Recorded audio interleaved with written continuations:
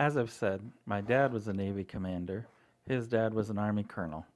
War is unfortunately in my blood, and the military industrial complex is where I come from. There's other things that come with that other than your male relatives all being violent psychopaths who abuse everyone around them.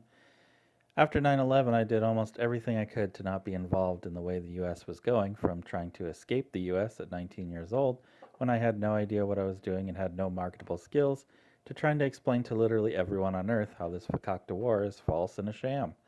My family members treated me like I was crazy for knowing it was fake, like I was a traitor, like I was paranoid or on drugs. Not one has ever apologized, no matter how right I obviously am. Suppose I had done what my mom would have preferred me to do and joined the military right after 9/11. Well, I might be dead, and for no reason. That is the insanity of the military industrial complex. Incidentally, I did join the military later, but they kicked me out for being a, and I quote, potential threat to national security. Why would they think that? It's not like if I worked on something called space waves that keep the general public physiologically passive and docile through bombardment of electromagnetic signals, I would say anything about it on an Instagram video. That would be crazy and illegal. Not just the Republican troglodytes in the United States, but almost the entire world believed the premise that Osama bin Laden had confessed via a tape provided by someone as trustworthy as Condoleezza Rice. And boom, it was time to invade Afghanistan. This begs the question to me, am I actually intelligent, or is everyone on this planet just fucking retarded? Do you not have 8 minutes of your life to understand such a crucial political issue? You think it's just a meme or a joke about Bush and 9/11? I suppose that's why you're vaccinated against the amazing disappearing virus that totally warranted social distancing. But I digress. On September 23rd of 2001, Condoleezza Rice held a news conference, and she stated, "We have definitive proof and evidence that links Osama bin Laden and the Taliban to the attacks on September 11th, and we will release this information in due time." At the date of this production, we're still waiting to see that evidence.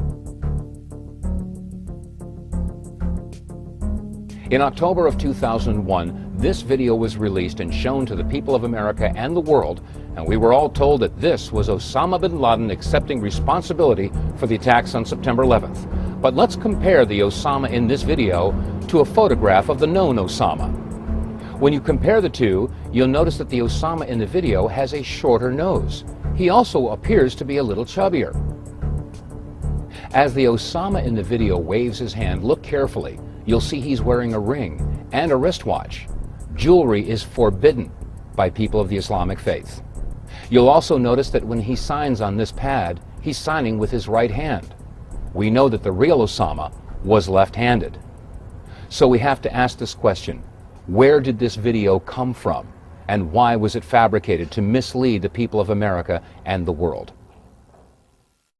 If you visit the FBI.gov website, you'll find the 10 most wanted list. And on that list, of course, is Osama bin Laden. You can pull up his wanted poster, and on that poster is a list of charges that he's wanted for. The curious thing is that nowhere in the list of charges is any mention of September 11th. The Muckraker report contacted Rex Toome, a spokesperson for the FBI, and asked why was there no mention of the attacks on September 11th on Osama's wanted poster. Mr. Toome's response was, "We have no hard evidence linking Osama bin Laden with the attacks on September 11th." It is extremely obvious with one viewing that that is not the same guy, and yet $8 trillion and 4.7 million deaths later, Republicans are starting to be like, oopsie, maybe it was a mistake. Hitler killed 6 million people, not far off from Bush's score. Does Hitler get to play that card? Oh, I didn't know the Jews were actually the good guys, sorry. Like, no, he died in a bunker of a brain bullet, but Bush is on Jimmy Kimmel. Like, oh, there's our lovable idiot war criminal.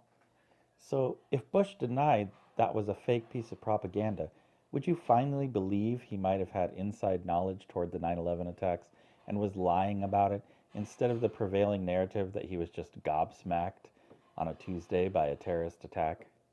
Steve. Sir, what do you expect Americans to get out of the bin Laden tape, and what do you say to some of the Islamic world who contend that the fires are fake? Well, for those who contend it's a farce or a fake are hoping for the best about an evil man. I mean, this is bin Laden unedited. This is bin Laden, the bin Laden who is murdered people. This is the man who sent innocent people to their death by, and this is a man who's so devious and so cold-hearted that he laughs about the suicide, so-called suicide bombers that lost their lives. It is preposterous for anybody to think that this tape is doctored. That's just a feeble excuse to provide weak support for an incredibly evil man. The favorite narrative for why the United States invaded Iraq and Afghanistan is often cited as oil. Is oil the real reason? The combined value of Afghanistan's minerals, namely copper and most notably lithium, is estimated at between $1 trillion and $3 trillion. Many other countries are much more oil rich, and some are already aligned with the US. In other words, we don't need Iraq or Afghanistan for oil. Could this lithium acquisition have been expedited in the run-up to UN Agenda 2030? As Agenda 2030 states, by the year 2030 there will be a global push away from so-called fossil fuels. What is to fill this vacuum is sustainable technologies, electric cars, renewable resources, etc. This push towards sustainable, renewable, cradle-to-the-grave government greenism is well documented. Lithium is used in everything from cell phone batteries to electric car batteries, and would be a key resource in making the world a sustainable place. Kind of makes the whole Obama phone debacle make a little more sense. Well, surely 20 fucking years later, after social media and YouTube, etc., no one, even if they belonged to Bush's party, would be so incredibly moronic as to not even believe that Bush lied about anything, right? When you said that George W. Bush, which was our last Republican president, a man I respect greatly, a person that we really fought for when he was up against a lot of pressure, that he lied to get us in the war in Iraq. That stung me very deeply. Okay. I don't believe that. I'm just wondering, given some time passing, perhaps you've rethought that. Would you be willing to rethink that? Well, a lot of people agree with what I said, and I'm not talking about lying. I'm not talking about not lying. Nobody really knows why we went into Iraq. The Iraqis did not knock down. It was not Saddam Hussein that knocked down the World Trade Center. Okay, that's just what you said was they lied. They said there were weapons of mass destruction, and there were none, and they knew there were none. There were no weapons of mass. Well, there are a lot of people that think that. There were a lot of people that think, look, bottom line, there were no weapons of mass destruction. They said there are weapons of mass destruction. I was against the war when it started. Do you think the president of the United States, George W. Bush, lied? Well, look, to I'm not going to get you a people? vote, but that's okay. Let me I'm just giving you another shot. Let me tell you something. I'll tell you very simply. It may have been the worst decision going into Iraq, may have been the worst decision anybody has made, any president has made in the history of this country. That's how bad it is, okay? If the American government did not orchestrate 9/11, why do they have to pin it on somebody else in such a fake manner and then deny that fake manner? Okay, if Osama bin Laden really did 9/11, they wouldn't have to fake anything. It'd just be a matter of time until it was easily understood by everyone that that's who did it. That's not who did it, okay? The American government did it. And you should be twice as angry at the American government than you were at Osama bin Laden or the Taliban ever. Because not only did they lie to you, not only did they kill 3,000 American citizens and then 500,000 people afterwards, but they lied about it the entire time, and it wasn't even a good lie. It was a very threadbare lie, and the vast majority of you fucking believed it because you're stupid. Every single Republican has every one of these deaths on their head, and every single Republican should sit in genuflection and shame for the rest of their lives for condoning and voting for the destruction of the American Republic and the beginning of the American Empire. The Patriot Act was released 45 days after 9/11. You cannot write that level of legislation in 45 days. They had it beforehand because they did it on purpose, okay?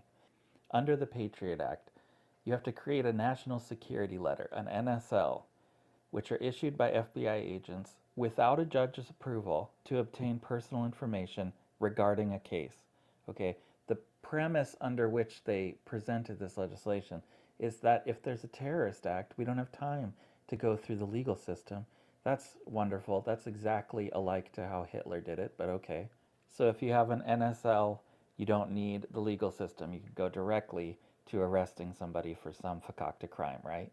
Guess how many NSLs were issued by the FBI between 2003 and 2006 alone?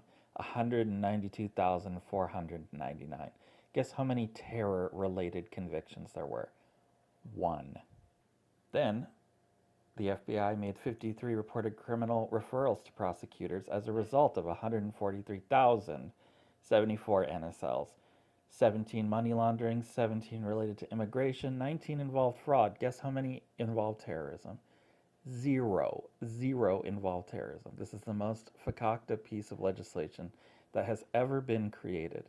This legislation would make Hitler blush with its level of Nazi-like surveillance. Sneak and peek searches are allowed by the Patriot Act. It's federal law enforcement agencies allowed to delay giving notice when they conduct searches of Americans' homes and offices. Remember how you have the perception that because of the Fourth Amendment somebody needs a warrant to go into your stuff? No longer, my friend. Of the 3,970 sneak peeks before the year 2010, 76 were drug-related, 24% fall under the category other, and less than 1% were terrorism-related. This legislation is sheer evil. Every single person who works for the Republican administration is guilty of something much worse than war crimes.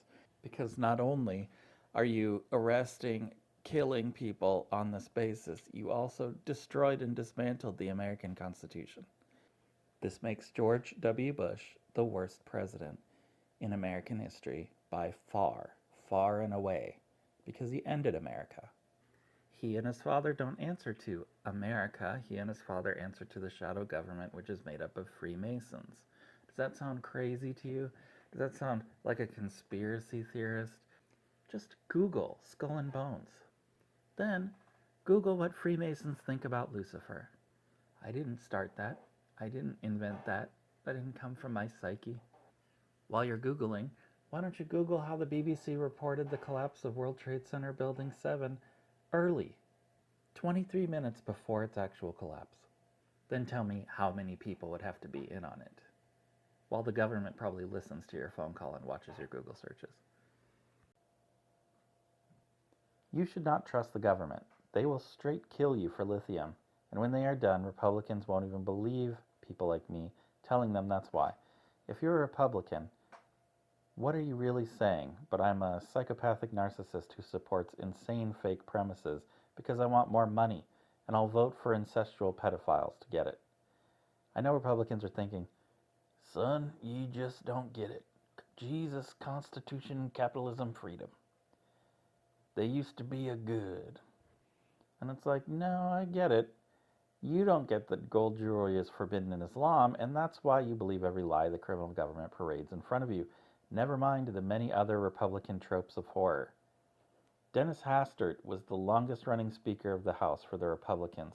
He represented Illinois' 14th Congressional District from 1987 to 2007, and served as the 51st Speaker of the United States House of Representatives from 1999 to 2007. In court submissions filed in 2016, federal prosecutors alleged that Hastert had molested at least 4 boys as young as 14 years old during his time as a high school wrestling coach. This is the longest-running Speaker of the House for the GOP. At a sentencing hearing, Hastert admitted that he had in fact sexually abused boys whom he had coached. Referring to Hastert as a serial child molester, a federal judge imposed a sentence of 15 months. That's a real just sentence he got there. Ted Haggard was a spiritual advisor to George W. Bush, and Haggard made national headlines in November 2006 when male prostitute and masseur Mike Jones alleged that Haggard, who had advocated against the legalization of same-sex marriage, had paid him for sex for 3 years, and he had also purchased and used crystal methamphetamine. Haggard resigned his post at New Life Church and his other leadership roles shortly after the allegations became public. Later, Haggard admitted to drug use, sexual activity with Jones, and an inappropriate relationship with a young man, a different one, who attended New Life Church. Haggard had quite the staunch and conservative anti-gay marriage position in the film Jesus Camp. Conservatism and pedophilia are linked. Conservatism and pedophilia are definitely linked within the Catholic Church. Some 11,000 allegations has been made against 4,392 priests in the USA alone. This number constitutes approximately 4% of the 110,000 priests who have served during the period covered by a survey, as in 1950 to 2002. About 1.4 million, or less than 1% of all adults, ever joined the military. Ergo, a Catholic priest is 4 times more likely to molest a child than any Republican is to serve in the military. QED. There's no other group that molests kids as much as Catholics, yet it's like heresy to say anything about it. I'm thankful every day I evaded dying for the American Empire's completely false and evil war on so-called terror, an abstract war on an abstract concept which will never end until every country that doesn't embrace international banking falls, which is the real reason for it. Would you have endorsed the invasion of Afghanistan if they had said, hey, we want a sustainable energy planet, so we're going to invade a country and rob them blind of lithium? Probably not. Would you do it if an evil scimitar-wielding fundamentalist threatened our freedom and way of life? Evidently you would. So we spent 8 trillion and 4 million lives to get 1 trillion in lithium, not to mention the 3,000 who died in 9/11, which was totally not orchestrated by the government, the same one who gave you experimental chemicals to shove in your body to prevent a disease you have a 1% chance of getting. So we can all have cell phones and electric cars, and the entire world believed that initial story. Got it. Yet, when there's a new government narrative, I'm supposed to believe that one. When Biden says that he saw pictures of 40 children beheaded by Hamas, which, by the way, was created by Israel, and then he backtracks like, oh no, I didn't actually see pictures though. Don't you think that maybe the rulers of this country are not the people that you're electing at that point? I mean, isn't that obvious to you?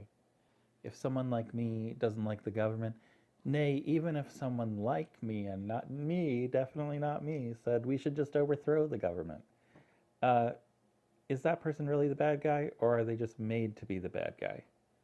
I don't believe in Jesus, but most of you all do out there. You really think that Jesus looks favorably upon you lining yourself with people who lie about child murder so freely to convince you to fight wars?